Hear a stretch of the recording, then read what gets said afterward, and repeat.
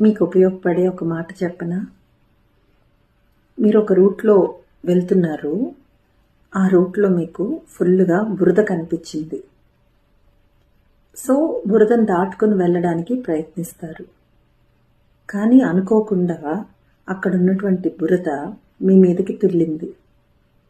అప్పుడు కడుక్కునే ప్రయత్నం చేస్తారా?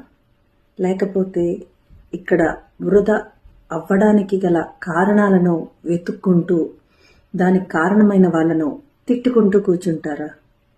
ఏం చేస్తారు? నేనైతే ఆ పరిస్థితుల గురించి అప్పటికే ఆలోచించడం మానేసి అంటుకున్న బురదని ముందు శుభ్రం చేసుకోవడానికి ప్రయత్నిస్తాను. అక్కడ బురద ఉంటుంది కాబట్టి అక్కడికి వెళ్లకుండా ఉండడానికి ప్రయత్నిస్తాను. అంతే. మరి మీరైతే ఏం చేస్తారో కింద కామెంట్స్లో పెట్టి చెప్పండి.